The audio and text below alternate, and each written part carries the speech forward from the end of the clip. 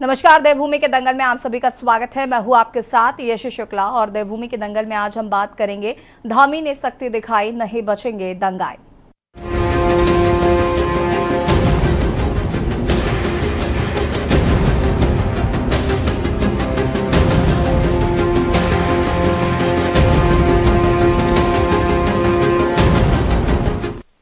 हल्द्वानी में हुई हिंसा के बाद अब हालात सामान्य होते जा रहे हैं। सरकार ने हल्द्वानी शहर के बाहरी इलाकों से कर्फ्यू हटा लिया है। हालांकि बनफूलपुरा क्षेत्र में यह लागू रहेगा, जहां बृहस्पतिवार को एक अवैध मदरसे को तोड़े जाने को लेकर भीड़ ने आगजनी और तोड़फोड़ की थी। शहर के बाहरी इलाकों में दुकानें खुलने लगी हैं, लेकिन स्कूल अब भी बंद है, इंटरनेट सेवा बंद है। वहीं राज्य के पुष्कर सिंह धामी ने हल्द्वानी पहुंचकर उपद्रव की घटना की स्थिति का जायजा लिया। मुख्यमंत्री ने हल्द्वानी बनफूलपुरा में हुई घटना में घायल महिला पुलिस दल समेत अन्य पुलिसकर्मियों, प्रशासन, नगर निगम कर्मी और पत्रकारों का भी हालचाल जाना है।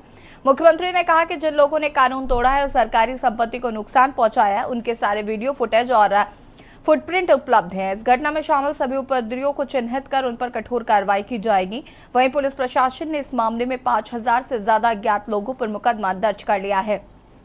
इसके साथ ही उपद्रवियों पर एनएसए के तहत कार्रवाई की जाएगी। हालांकि कांग्रेस सरकार ने इस पर कार्रवाई पर सवाल खड़े किए हैं।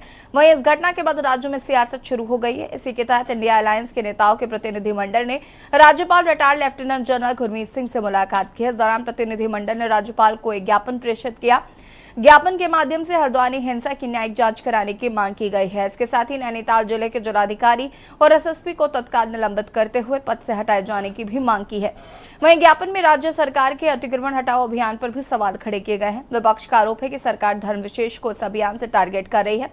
वहीं कांग्रेस ने इस घटना में मृतकों और घायलों को मुआवजा दिए जाने की भी मांग की है। सवाल यह है कि उत्तराखंड के माथे पर यह बदनुमा दाग आखिर किसने लगाया है। आज इसी मुद्दे पर चर्चा करेंगे। उससे पहले रिपोर्ट।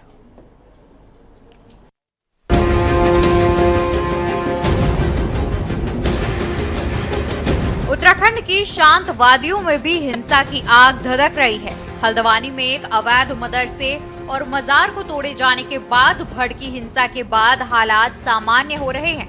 वहीं सरकार ने हल्द्वानी शहर के बाहरी इलाकों से कर्फ्यू हटा लिया है। हालांकि बनफूलपुरा क्षेत्र में ये लागू रहेगा, जहां बृहस्पतिवार को एक अवैध मदरसे को तोड़े जाने को लेकर भीड़ ने आगजनी और तोड़फोड़ की थी। शहर के बाहरी इलाकों में दुकानें खुलने लगी हैं, लेकिन स्कूल अब भी बंद है, इंटरनेट सेवा भी बंद है।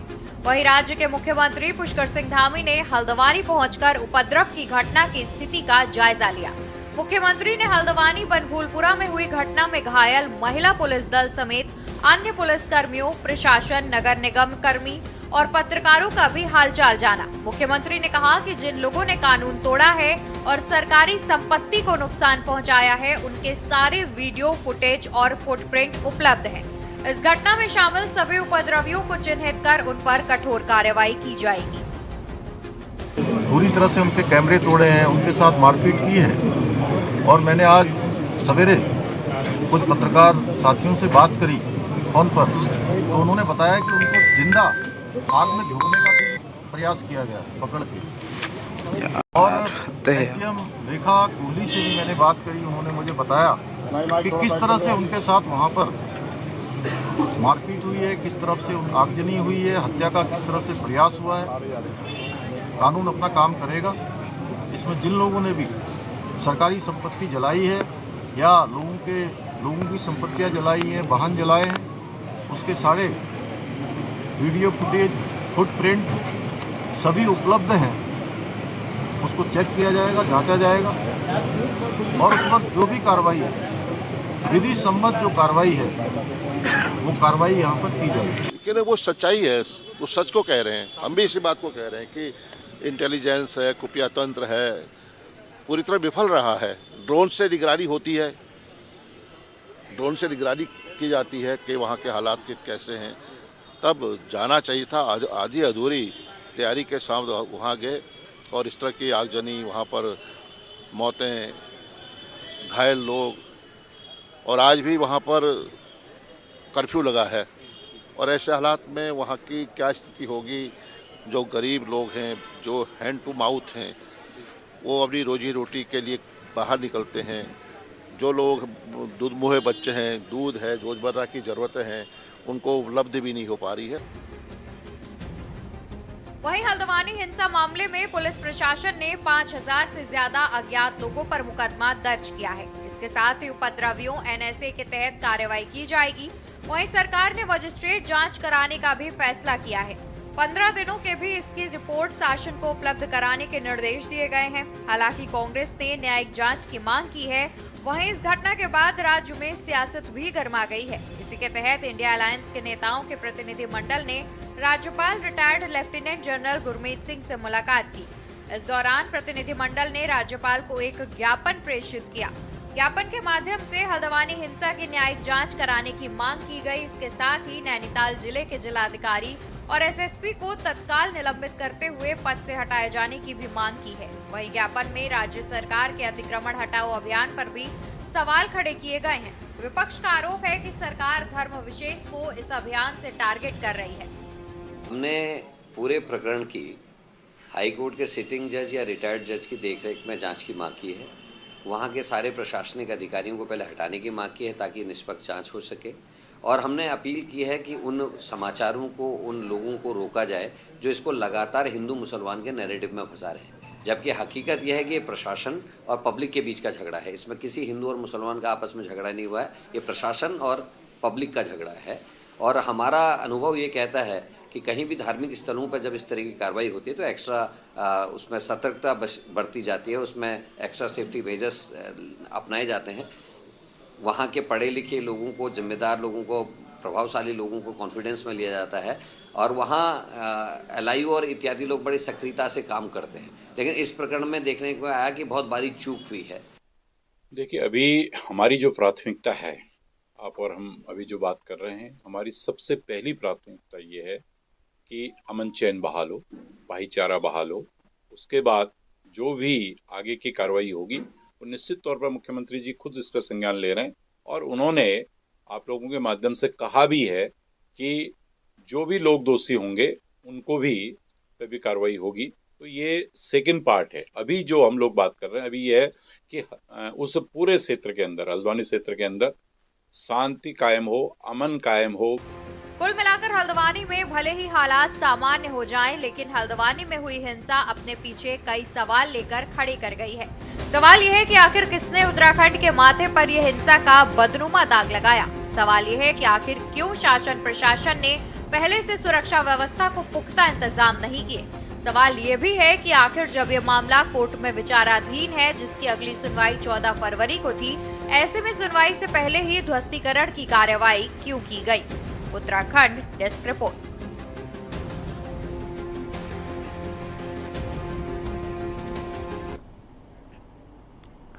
विपक्ष इसको लेकर कई सवाल खड़े कर रहा है। चर्चा आज उसी पर करेंगे। मेहमान हमारे साथ जुड़ चुके हैं, उनसे आपका परिचय करा देते हैं।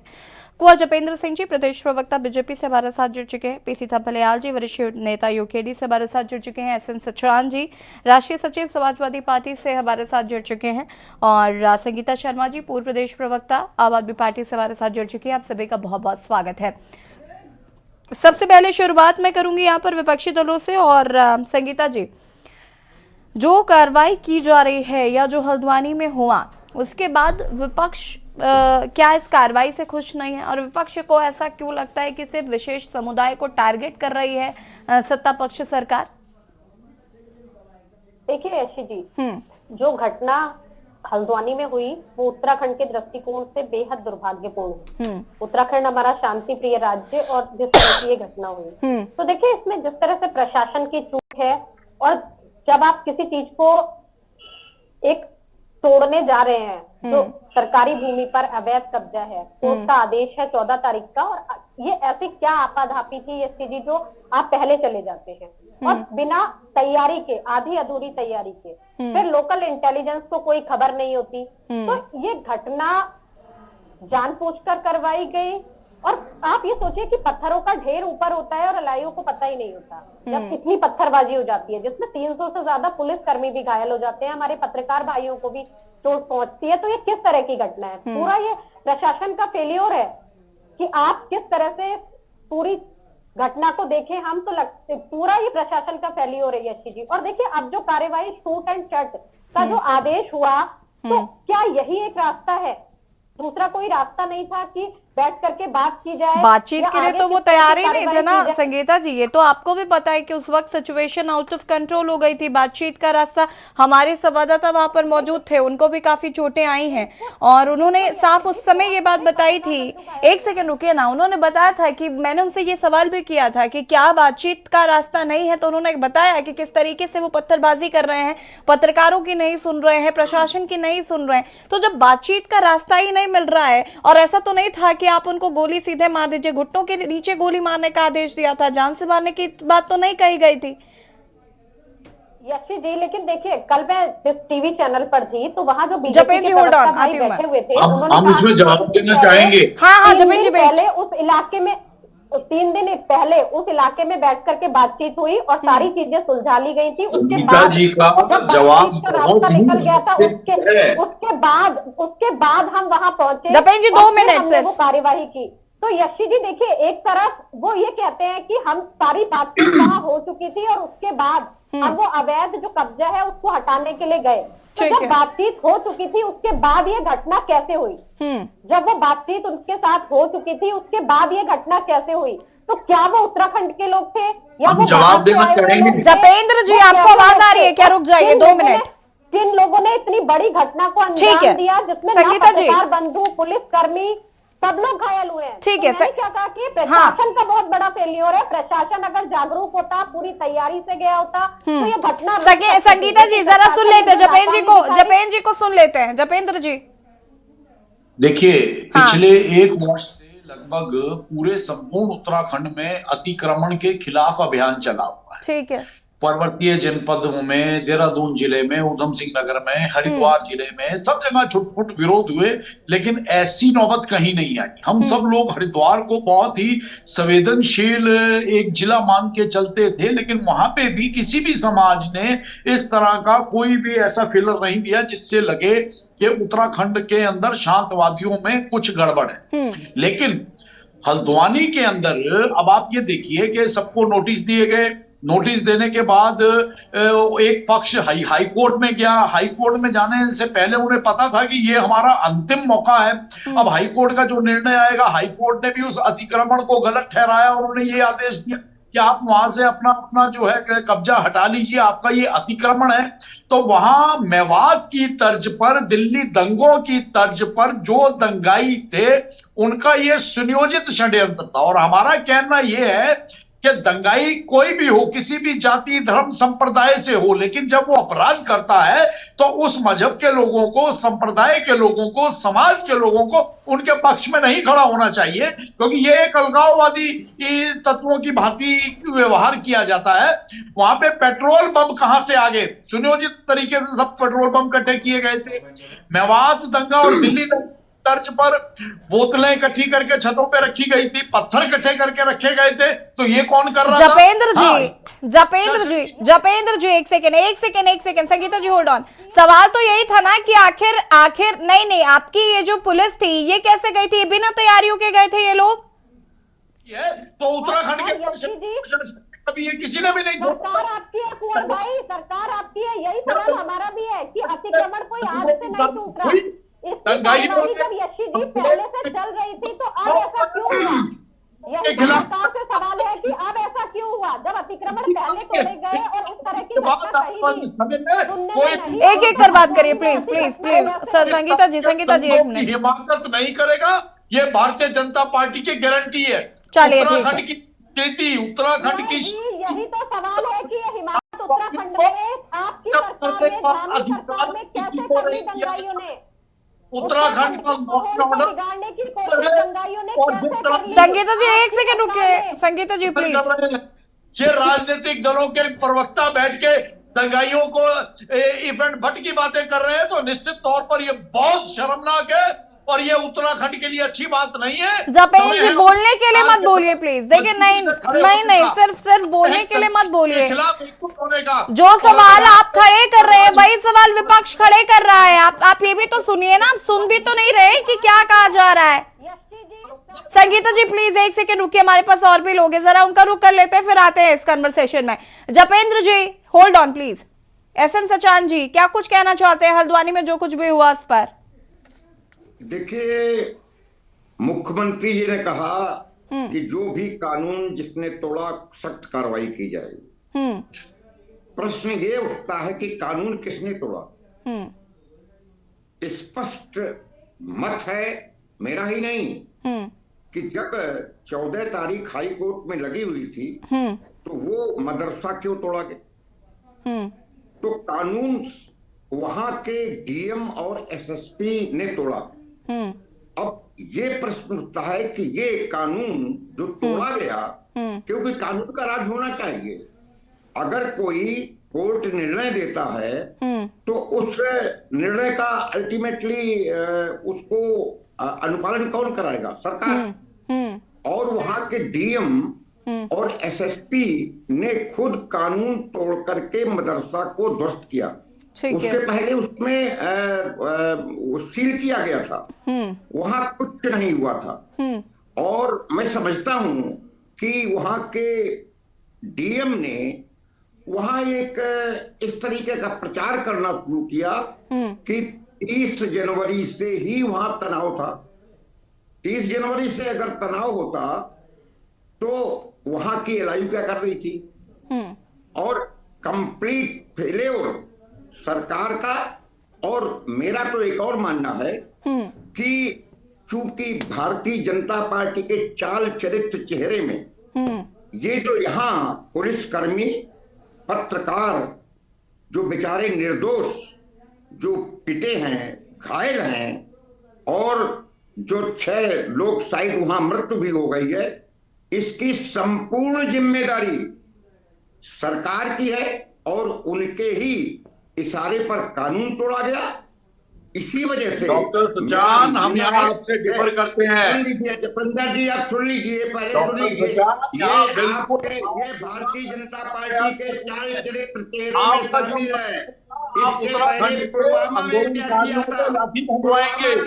उनके गोली चलवाएंगे और आप जो दंगाइयों का साथ देंगे और हमसे उम्मीद करते हैं। जपेंद्र जी बीच में इंटरप्ट नहीं करिए प्लीज। जपेंद्र जी प्लीज बीच में इंटरप्ट नहीं करेंगे आप। Japendra ji don't interrupt please. Japendra ji please please please. Japendra ji please maintain the decorum of the debate. वहां कानून तोड़ा। और इसकी एक और बताएं, उन्होंने मजिस्ट्रियल जांच बैठाई है। चलिए ठीक है एसएन सचान जी, जो वहां पर एक रिटायर्ड हाई कोर्ट के जस्टिस के द्वारा जांच कराई जानी चाहिए, ये हम लोगों ने मांग की है। हाँ जी ठीक है सचान जी, मैं वापस आती हूँ आपके पास। पीसी थपलियाल जी क्या कुछ कहना चाहते हैं इस पूरे मामले पर? देखिए, जो इस मामले में जो बात सामने उभर के आई है कि कोर्ट ने 14 तारीख को अपना फैसला देना था, तो ये एडवांस में ये आम आदमी पार्टी ने भी ये पॉइंट रखा, सचान साहब ने भी ये पॉइंट रखा कि आखिरकार ये भाजपा का अब कर्तव्य बनता है कि भाई पहले क्यों कर दिया गया, 2-4 दिन वेट नहीं किया गया। ठीक है, भाजपा के प्रवक्ता कह रहे हैं कि मेवात जैसी घटना है, तो हाँ ये मेवात जैसी घटना है, मैं मानता हूं कि मेवात जैसी घटना है। वहां पे कुछ हिंदूवादी ताकतें, बजरंगी और बजरंग दलियों ने जो किया था, वो रोल यहाँ पे उत्तराखंड के जो सरकार है उसने वो रोल निभाया और उस कौम को। जपेंद्र जी मैं आऊंगी, मैं आपसे ही जवाब लूंगी, आप सत्ता पक्ष में आपसे ही जवाब लेना है, लेकिन सुनने तो दीजिए जरा। क्योंकि मैं दिल्ली में पूछ रहा था, दिल्ली में भी पुलिस के एक बड़े अधिकारी ने मेरे को कहा कि भाई जब कभी हम जामा मस्जिद एरिया में जाते हैं, जब कहीं भी क्योंकि जहां कहीं भी हिंदुस्तान में मुस्लिम समुदाय रहता है वो एक थिकली पॉपुलेटेड रहता है और वो अपने कामकाजी लोग होते हैं, वो एक बहुत नॉलेजेबल और आउट जो उनका विजन होता है वो उतना नहीं होता है जितना जनरल पब्लिक का होता है। तो बोला जब हम उस एरिया में जाते हैं तो हमेशा हम हेलमेट पहन के जाते हैं, हम प्रिकॉशन लेके जाते हैं। हमें बड़ी हंसी आ रही है कि किस मजाकिया तौर से उत्तराखंड का प्रशासन उस एरिया में घुस गया। और वो मैं तो इसको ये मानता हूं कि इस उत्तराखंड को जो हिंदुत्व की प्रयोगशाला मैं कहता हूं, तो उसमें एक लैब पूरा बन चुका है और उस लैब में जो खेल रहे हैं, जो चुनावबाज लोग जो चुनाव जीतना चाहते हैं समाज को डिवाइड करके, उनका एक बड़ी भूमिका इसमें रही है। क्योंकि जो वहां पे नगर निगम की जो टीम जाती है, उस टीम में जिस तरह से वो काली ठुकी गई एसडीएम जो बेचारी एक लड़की है, उस एक अनुभवी लोगों को भेजना चाहिए था वहां पे एक सुसज्जित टीम को भेजना चाहिए था। तुम ऐसे भेजते हो कि जिससे चाहते हो कि वहां पे ऐसा हो, और उसके बाद होल्ड ऑन, ये मालूम ना होना कि किस तरह से 5 जो गोलियां चली हैं वहां पे, और सीधा गोलियां कभी भी पुलिस के द्वारा किलिंग गोलियां नहीं चलती है, किलिंग फायरिंग कभी नहीं चलती। वो क्यों चली है, कौन उसको चलाया है, ये सवाल उठ रहा है। चलिए जपेन जी जवाब दीजिए प्लीज। हम सतपाल जी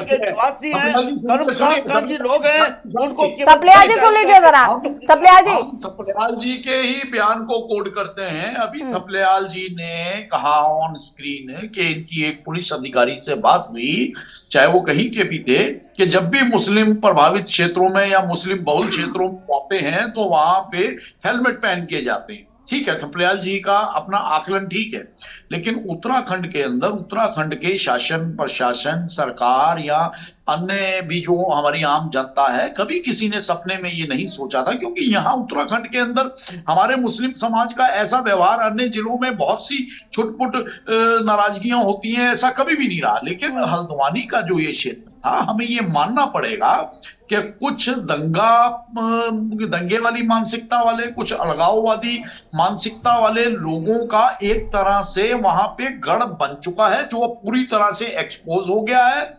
और कहीं ना कहीं वहां कांग्रेस और अन्य दलों के लोगों द्वारा भी उन्हें उकसाने का काम किया गया। जपेन जी इनफ, मेरी बात सुनिए। जपेंद्र जी, क्या आप मेरे सवाल का जवाब देंगे या अपनी मर्जी से ये जवाब देते रहेंगे?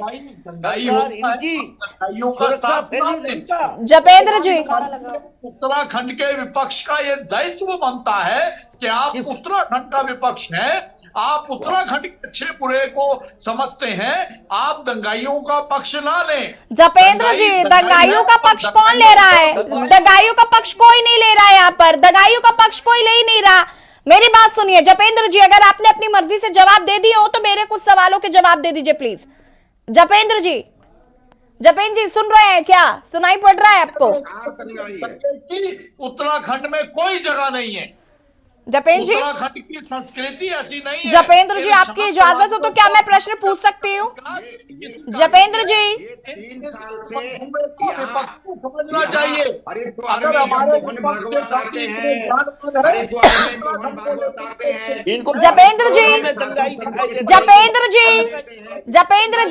जपेंद्र जी आपकी इजाजत हो तो क्या मैं सवाल पूछ सकती हूँ आपसे प्लीज?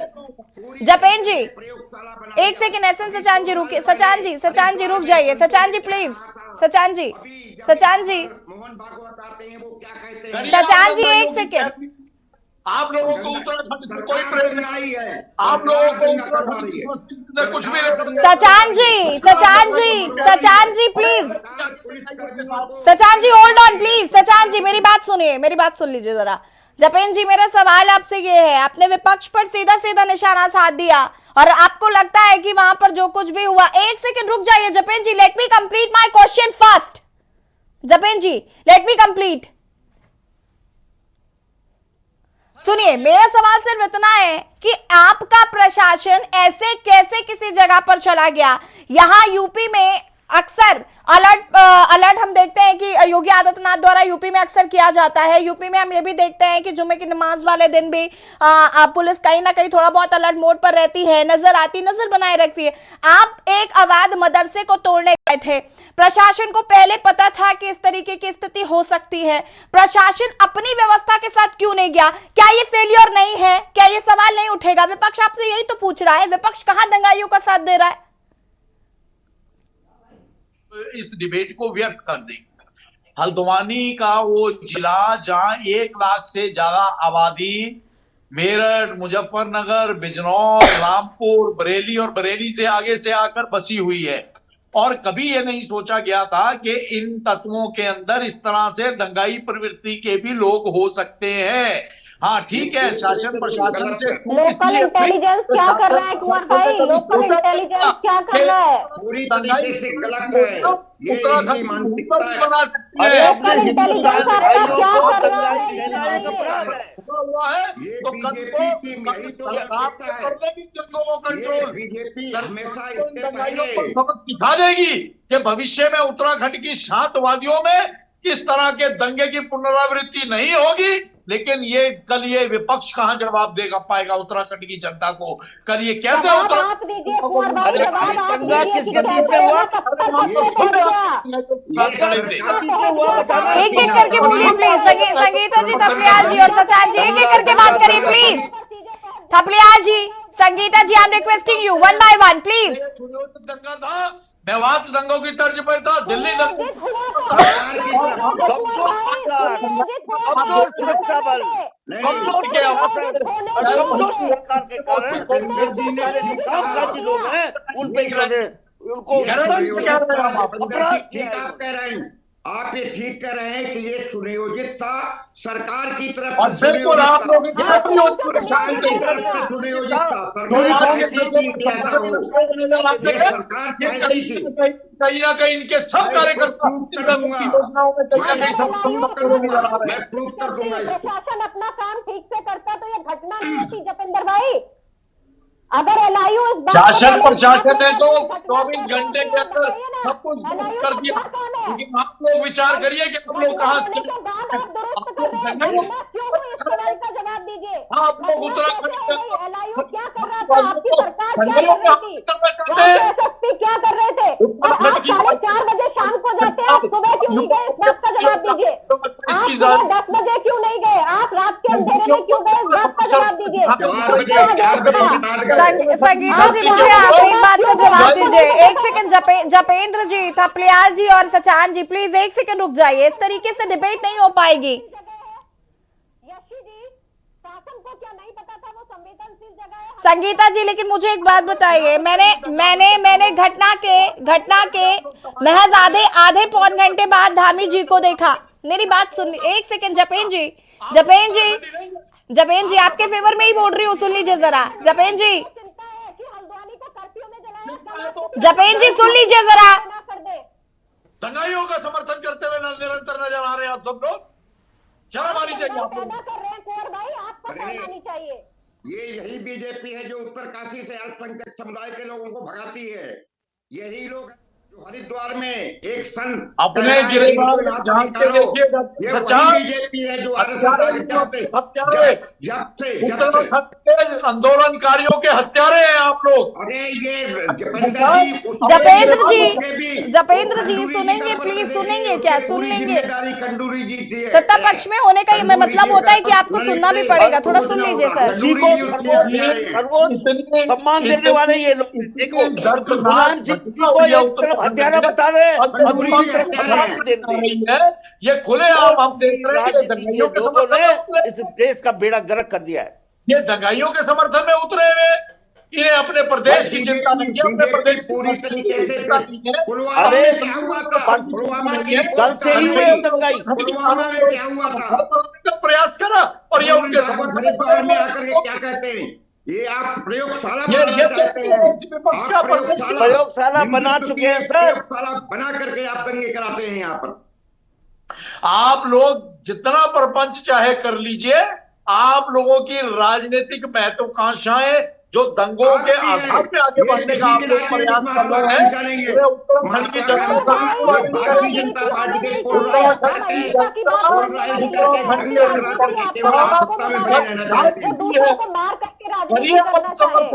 करिए आप समर्थन दंगाइयों का, आपको जवाब देगी उत्तराखंड। सरकार दंगा कराती है, सरकार दंगा कराती है, सरकार सैनिकों को मरवाती है। भारतीय जनता पार्टी के शासन में दंगाइयों और दंगों पे अंकुश लगाने का काम है।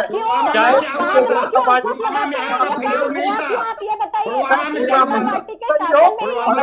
कोरोना के बाद से निरंतर दंगे करने वाले चेहरे और दंगाग्रस्त क्षेत्रों में पूरी तरह से शांति व्यवस्था कायम करने का काम जब किया है भारतीय जनता पार्टी की सरकारों ने किया है। पूरे देश सरकार में छिपे हुए दंगाई है। शासनकाल सरकार में छिपे हुए दंगाई है। राजनीति आप लोगों का शगल है। वहां पूरी तरीके से प्रशासन की सह पे पूरी तरीके से डॉक्टर दंगा किया गया। सच्चान, आप लोग तो उत्तराखंड के आंदोलनकारियों के हत्यारे हैं, तो आप ऑन स्क्रीन बड़ी बड़ी बातें करते हैं। खंडूरी जी पर खड़े लिखते तो कुछ ना होता, हर जानता है, जाने कितनी किताबें लिखी, जपेंद्र जी जाने कितनी किताबें लिखी जा चुकी हैं। उसके लिए हत्यारे समाजवादी पार्टी नहीं, उसके लिए आंदोलनकारियों के हत्यारे खंडूरी जी हैं। खंडूरी जी अगर पत्र लिखते, उन्होंने खंडूरी जी ने अगर समाजवादी पार्टी को कोई सचान जी सुनिए जरा, सचान जी एक सेकंड रुक जाइए। अगर हम मुख्यमंत्री धामी की बात करें तो उन्होंने एक्शन लिया, उन्होंने जिस तरीके से इस पर काम किया, ऐसा तो है नहीं कि वो हाथ पर हाथ धरे बैठे रहे और वो इंतजार कर रहे थे कि चीजें और से बद से बदतर हो जाएं, उसके बाद हम उस पर एक्शन लेंगे। सरकार तो अपना काम कर रही थी ना, फिर सरकार जिम्मेदार कैसे हुई? हाँ, सिस्टम का फेल्योर जरूर हम देख रहे हैं यहाँ पर कि भाई अगर आप ऐसा कुछ कर रहे थे तो आपको अपनी उतनी तैयारी के साथ जाना चाहिए था। लेकिन ये कौन सा तरीका हुआ कि सारा विपक्ष दंगाइयों के समर्थन में आ जाए? जपेंद्र जी मैं बोल रही हूँ ना, आप एक काम करिए, आप ही बात कर लीजिए। जपेंद्र जी आप ही बात कर लीजिए सबसे, क्योंकि आज आप लोग सत्ता में नहीं है, इसलिए दंगाइयों के समर्थन में खड़े हुए हैं। कभी भारतीय जनता पार्टी को देखा? भारतीय जनता पार्टी को फैला रहे हैं, व्यूमर फैलाना भाजपा का काम है। कौन दंगाइयों के समर्थन में खड़ा है? जितना उत्तराखंड आपका है उतना हमारा भी है। कभी देखा उसके वक्त नहीं है कि आपने ठेका लिया हुआ है, उत्तराखंड से सभी को प्यार है। आप वोट देंगे, दंगाइयों के समर्थन में कोई नहीं खड़ा है। बार बार ऐसी बात को कह करके आप क्या साबित करना चाहते हैं? उल्टा चोर कोतवाल को डांटे साबित करना चाहते हैं। भारतीय जनता पार्टी अपनी गलती विपक्ष पर थोप दो, और कोई काम नहीं है। सत्ता में बैठने की भी भूख है, सत्ता संभलती नहीं है। सत्ता संभल नहीं पाते तो विपक्ष पर तोहमत लगा दो। भाजपा का चाल चरित्र और चेहरा है, यही भाजपा का चाल चरित्र चेहरा है। सबका सवाल मत पाओ, विपक्ष पे तोहमत लगाओ। यही लाइन अपना लिया, डिबेट में आओ, चिल्लाना शुरू कर दो। डिबेट में आओ, किसी को सुनो मत, चिल्लाना शुरू कर दो और खुद को सही साबित करो। लेकिन जनता सब समझ रही है आप लोग कैसे पत्थर तोड़ गए, पत्थर कैसे तोड़ गए, इस बात का मुझे जवाब दे दीजिए। आप लोगों के तो पत्थर पहुंच गया, कैसे वहां दंगा हो गया, जवाब दीजिए। कैसे वहां लोग पहुंच गए जिन्होंने दंगा कर लिया? LIU आपका सो रहा था, प्रशासन आपका सो रहा था, SSP आपके सो रहे थे, चिंता मत कीजिए। उत्तराखंड की धरती में किसी दंगाई के लिए और गांववादी के लिए जगह नहीं है। और हम बार बार कह रहे हैं कि दंगाई का कोई धर्म नहीं होता, दंगाई का कोई दंगाई भी घायल हो गए, कैसे जगह हो गई? जो पत्रकारों को पीटा गया, ये आप ही की सरकार में, आप ही की सरकार में ही हुआ है। ठीक है थपलियाल जी। जी देखो, बड़ा अफसोस की बात है कि जब हम ये पूछ रहे हैं कि जब कोर्ट अपना फैसला इसमें देने वाला था तो इनको क्या जरूरत थी कि जो ये पहले ही वहां गए। तो जिस तरह से इन्होंने पूरी प्लानिंग बनाई, जिस तरह से उस एक्शन में डीएम छुपी रही, बहुत ही शर्मनाक स्थिति रही है जो कोई वहां पे देख रहा था। किसी भी तरह से देखो, जो विपक्ष अपना ये पॉइंट ऑफ व्यू तो क्लियर करे कि विपक्ष चाह क्या रहा है। विपक्ष अगर क्या विपक्ष वाकई दंगाइयों के साथ है? क्या विपक्ष ये नहीं चाह रहा है कि वहां पर जो लोग, जिन लोगों ने भी किया, अगर ये वहां के ही लोग थे फिर? एक सेकंड संगीता जी, एक सेकंड रुकिएगा। संगीता जी एक सेकंड संगीता जी एक सेकंड। थपलियाल जी अपनी बात को पूरा करिए, उसके बाद संगीता जी मैं आपके पास आती हूँ। जी मैं ये कह रहा हूं कि जो जनता होती है, जो प्रशासन होता है, वो माई बाप की तरह होता है। अब माई बाप को मालूम है कि अगर बच्चे उदंड टाइप के हैं तो किस तरह से उनको बिहेव कर, ऐसा थोड़ी कि तुम गोली मार दो। ये आज यहाँ पे कह रहे हैं, लेकिन इन लोगों ने पहले उधम सिंह नगर, वहां भी तो इन्होंने दंगा कराए थे, फिर चुनाव जीते थे। मुजफ्फरनगर में दंगे कराए, चुनाव जीते। ये दंगा जो है ये चुनावी दयाल जी आप ऐसी बात कह रहे हैं, ट्रेलर है। इन्होंने जो यूनिफॉर्म सिविल कोड लाए, उसके बाद चाह रहे थे कि पान से रिएक्शन आए और रिएक्शन नहीं आया। उसके लिए इन्होंने प्लानिंग बनाई कि किसी तरह से एक उपद्रव पैदा किया जाए, और उस प्लानिंग को पूरे एक्सपोज हो चुकी है। ये लोग दंगाई दंगाई कह के बेचारे कामकाजी लोगों को बदनाम करने का प्रयास कर रहे हैं। वे कभी बदनाम करने में सफल नहीं हो गए।